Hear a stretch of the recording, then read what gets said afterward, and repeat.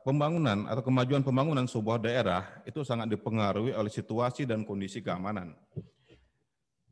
Daerah yang sedang berkonflik itu tentu sangat jauh berbeda capaian pembangunannya dengan daerah yang tidak berkonflik.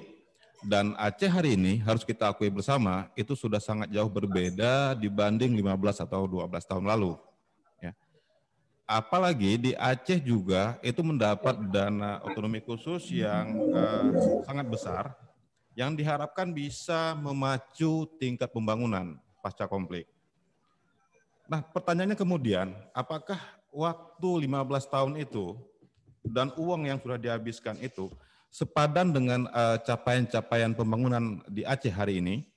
Dan kemana sebenarnya arah pembangunan Aceh ini yang sedang, kemana desain atau arah pembangunan Aceh diarahkan? Nah, ini yang kita akan coba diskusikan.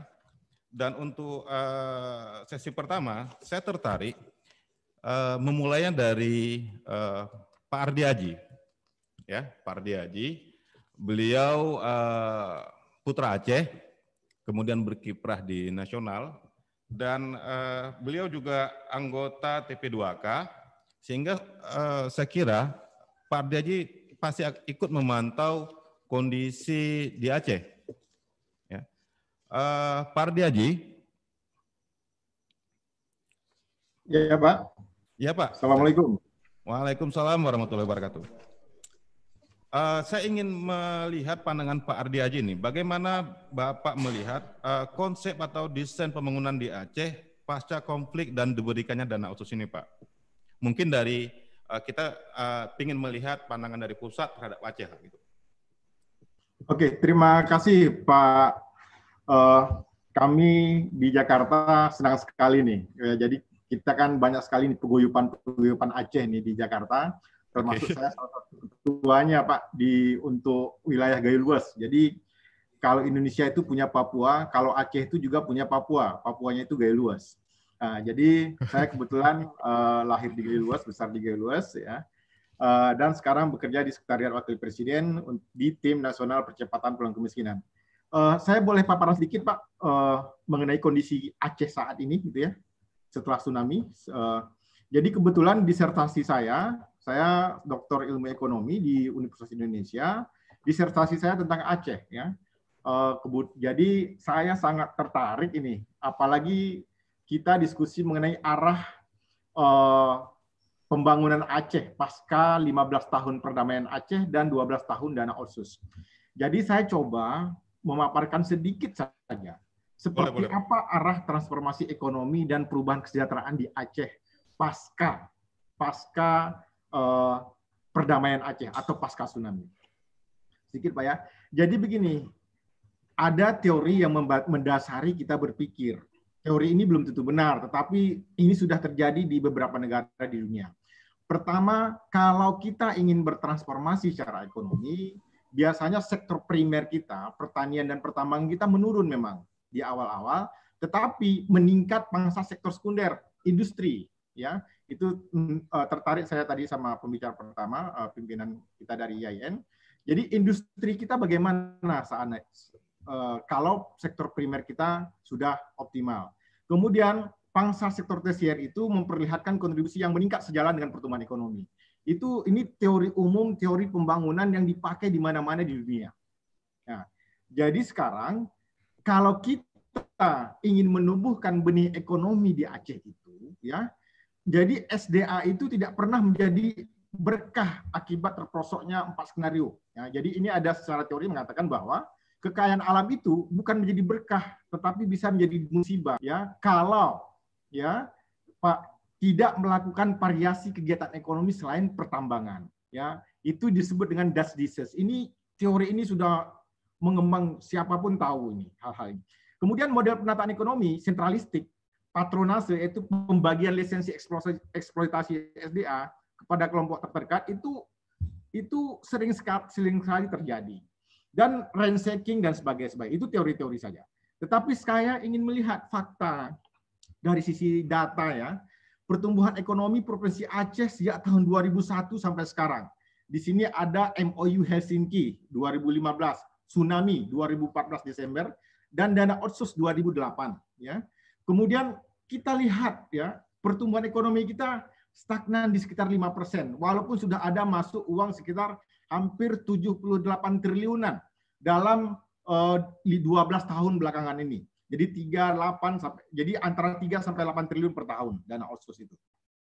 Dan malah keadaan terakhir kemarin ada shock pandemi COVID. Jadi pertumbuhan ekonomi kita hanya minus 3,61 dengan migas atau tanpa migas 1,82. Kemudian kalau saya di komposisi pertumbuhan ekonomi ini ya, ternyata memang pertumbuhan migas kita itu sudah turun sejak lama ya. Jadi terus apa yang mau kita harapkan dari migas ini? Jadi tetapi non migas ini juga tidak naik ya, tidak naik signifikan. Ada apa ini kan? Jadi kemudian saya ingin melihat struktur perekonomian kita. Ini karena saya orang ekonomi makro, Bapak Ibu, saya coba melihat dari sisi makro, dari luar nih. Saya ingin memandang Aceh dari helikopter view nih. Ya, ternyata ya arah transformasi ekonomi kita itu jumping, lompat. Apa itu lompat? Dari primer ke tersier. Ini perilaku apa ini? Kok bisa jumping? Ada apa? Gitu ya. Ini pertanyaannya. Jadi kalau orang ekonomi makro hampir paham semua ini. Kenapa primer bisa jumping ke tersier? Ada apa? Ya, ada apa? Gitu ya. Jadi setelah saya lihat detail per detailnya, Bapak Ibu ya, jumping itu ternyata sektor pertanian kita yang warna biru ini, hijau biru ini meningkat. Dan yang meningkat besar itu bukan industri, tetapi apa? Perdagangan. Artinya apa? Sektor pertanian jumping ke sektor perdagangan tanpa melalui industri pengolahan non migas. Ya, jadi apalah yang bisa kita harapkan kalau seperti ini arah pembangunan Aceh? Artinya apa? Value chain-nya, nilai tambahnya bukan Aceh yang akan menikmati. Kalau kita berpikir seperti ini. Tetapi apa? Pendapatan administrasi pemerintahan meningkat nih yang paling atas ini ya. Jadi sebenarnya gini, jadi PNS itu kesempatan yang paling baik kalau mau tinggal di Aceh ya. Jadi intinya industrialisasi. Jadi saya industrialisasi ini gini, nggak harus industri yang besar Bapak Ibu, industri rumah tangga juga nggak ada masalah ya. Jadi nilai sektor pertanian ini harus ditingkatkan nilai tambahnya. Kalau tidak, maka perdagangan ini yang mengambil alih, perdagangan ini akan diekspor. Ini petunjukannya. Dan ini kondisi dari pertambangan dan pengolahan kita ya. Turun sejak tahun 2000 sampai saat ini ya. Tetapi peran sektor pertambangan migas ini turun terus, tetapi peran pertambangan dan migas kok tidak naik juga gitu kan? Apa ada yang salah ini di pengambil kebijakan ya? Atau memang perekonomian kita mau dilepaskan saja ke pihak lain? Silakan. Ini fakta dari data. Kemudian distribusi penggunaan perekonomian Aceh. Tadi dari sisi pendapatan, dari sisi produksi ya. Sekarang dari penggunaan. Ternyata memang kita ditopang oleh konsumsi yang paling besar. Sampai 60% itu konsumsi sebagai penggerak perekonomian kita. Dan yang paling dahsyat lagi, Bapak Ibu, setelah saya ekspor impor kita, ya, saya cek ekspor impor kita, ternyata ya net ekspor antar daerah itu hampir sampai 22% rata-rata per tahun. Terakhir ini sampai 32%. Artinya apa? Ternyata kita perekonomian kita defisit hampir 32% triwulan kedua. Dan kebutuhan dasar kita dipenuhi semuanya dari sekitar Aceh, terutama Sumatera Utara. Jadi ketergantungan perekonomian kita tinggi sekali. Inilah fakta ekonomi makro. Jadi mungkin yang lain bisa membahas lebih detail. Jadi intinya perekonomian di region-region utara, Lautan Hindia, Gayo Ala Singkil, Selat Malaka itu.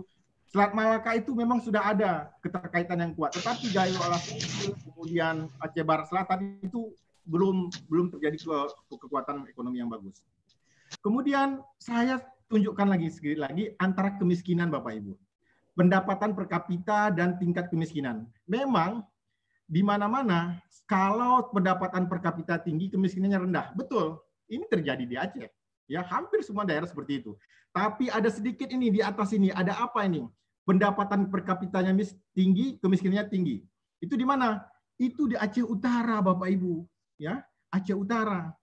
Jadi tingkat kemiskinannya tinggi, PDB per kapita ADHK migasnya itu tinggi sekali, ya.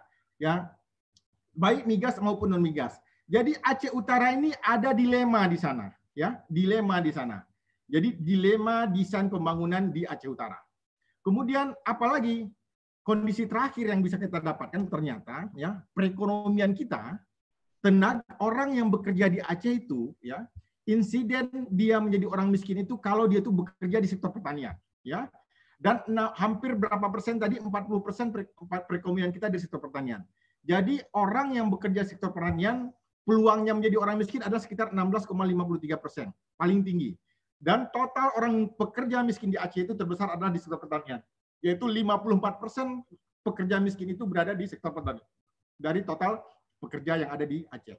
Jadi kesimpulannya, arah transformasi ekonomi Aceh itu jumping, ya, lompat, ya. Jadi istilahnya industri, walaupun industri kecil menengah dan itu tidak dikembangkan sama sekali. Kenapa? Ada apa? Ya, apakah pedagang yang mengambil alih semuanya sehingga kita nggak bisa berproduksi, sehingga nilai tambah di sini. Jadi akhirnya value chain kita itu dinikmati oleh wilayah lain.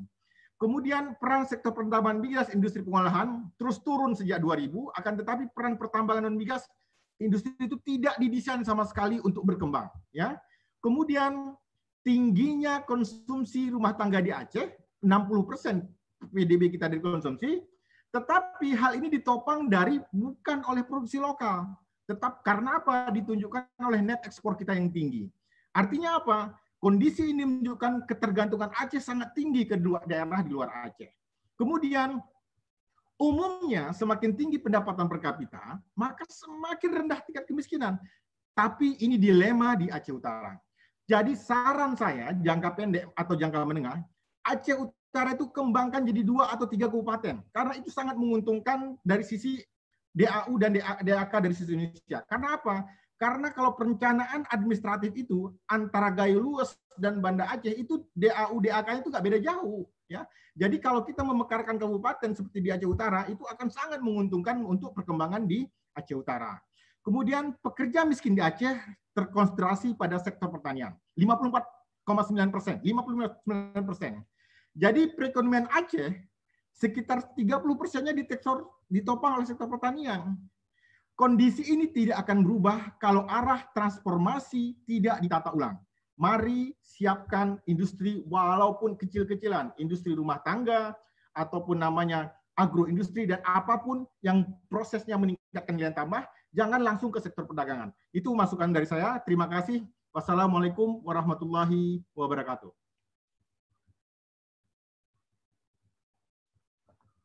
Jadi kalau saya tangkap, Pak, ini sepertinya yang ingin Bapak sampaikan itu dana otsus itu belum memberi dampak signifikan ya, Pak ya, terhadap jelas sekali. Jadi dana otsus salah satunya disebabkan oleh transformasi yang jumping tadi itu, yang terjadi lompatan, ya, tidak melalui ada industri pengolahan yang tidak dilaksanakan oleh pemerintahan di Aceh. Betul, itu tidak didesain. Itu jadi masalah pertamanya. Oke, menarik sekali Pak.